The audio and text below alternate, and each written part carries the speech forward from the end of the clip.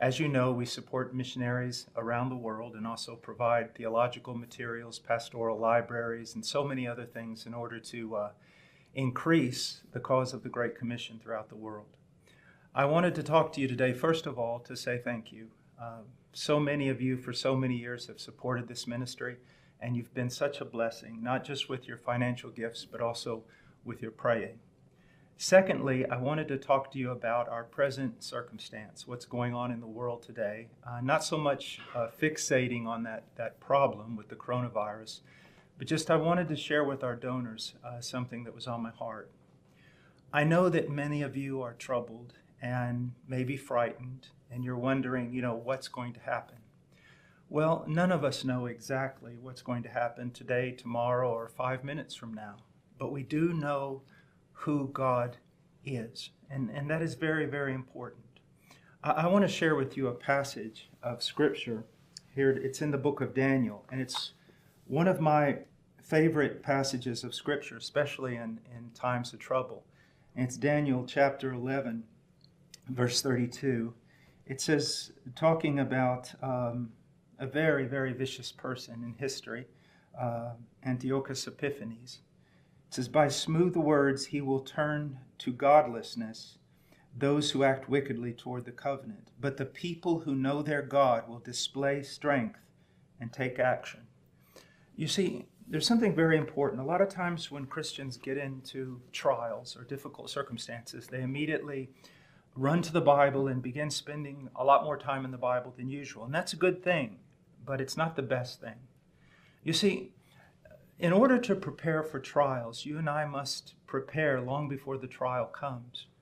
We must dedicate our lives to studying the Scriptures and cultivating the mind of Christ, and especially dedicating ourselves to knowing who God is. Because in that we find our strength, in the character, the attributes of God. Let me give you an example. I meet so many people when they're passing through times of trials in which they're constantly asking themselves this question: what is God doing? What's happening? What is God doing? And it's almost as if they will not have peace unless they can figure out what God's doing. And that's not really the biblical way of approaching a problem. You see, I don't need to know what God is doing in the world if I know who God is. If I know that God is good and faithful and holy and righteous, I know that whatever He's doing, even though it's hidden to me, it will be okay. It will be the best. It will be the good for His people, even in the midst of suffering. You see, we must grow in the knowledge of God. I know there's so many people right now talking about the coronavirus and how you should do this and you should do that and spiritual principles for this and that, but it's really not that complicated. This should be a wake-up call for all of us to spend more time in the Scriptures, coming to know who God is and what God has done for us in Jesus Christ. And the more that we know that, the more stable we will be in trials like this, and even more difficult trials. Let me give you another example. I have a dear friend in Peru that I served with for many, many years, and he was very faithful. So many times he did extraordinary things as a friend for me. Let's say that he walked in this room right now and said, give me the keys to your Jeep. And I just pulled the keys out of my pocket and I gave him the keys. I threw him the keys. And someone might ask me, well, you just gave him the keys. You don't know what he's going to do with your car. And I said, well, I don't need to know what he's going to do with my car because I know who he is. I know his character.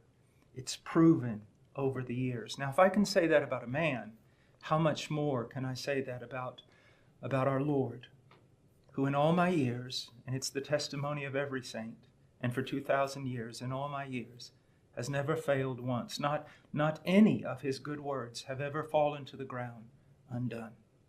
So that's the first thing I wanted to tell you, is to trust in God. The second thing that I wanted to say is, in the midst of all this, we must continue on doing the work of missions. There are still nearly 3 billion people on this planet who have not heard a proper gospel. And I know that there are terrible trials and so many things are going on, but we must press on And we must use this opportunity to share the gospel of Jesus Christ with people, to share the message, but also allow them to see how that message has impacted us. That we're not fretting, we're not worried as others are. That we're not scheming, we're not seeking to gain everything we can to protect ourselves, but we're seeking to serve others.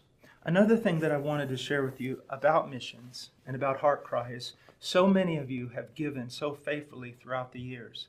And right now, many of you may be somewhat afraid, and maybe for good reason. Maybe you're struggling in your job, you don't know if you'll have a job tomorrow. Well, I wanted to share something with you. I don't want you to fall under false condemnation. I just want to set out for you in the scriptures maybe the way you should look at your finances. The first thing that I want you to see is this. I want to read a passage from 1 Timothy chapter 5. But if anyone does not provide for his own, and especially for those of his household, he has denied the faith and is worse than an unbeliever. As a church, Christ Church of Radford, and as a missionary organization out of that church, Heart Cry Missionary Society, we understand that many of you are going through trials. And we want to encourage you that we should not be the first worry on your list, the first subject of concern. First of all, think about your family. Take care of your family. Your family has real biblical needs. Now, I'm not talking about luxury. I'm talking about needs. And so we don't want you to fall under some false condemnation if you have to pull back some from your support or entirely in order to take care of your family. Do that in good conscience, because that's what the Lord wants from you. Secondly, after your family, you have a responsibility not to even a mission organization that's seeking to reach out to the world, but you have a responsibility to your local church. And not just to your local church, but to the pastors that care for you in that church. And here at Heart Cry and Christ Church Radford, we believe that the local church is God's organization, God's organism on this planet. It's the principal thing. And we also believe that the most important people on this planet are not mission directors, but elders and pastors who care for your soul. And so secondly, after taking care of your family, I want you to just concern yourself with caring for your local church and caring for your pastors. Please do that. And then, if in good conscience you can, yes, please continue supporting missions. But I want you to know, if you're hindered in this area, that you haven't dropped the ball.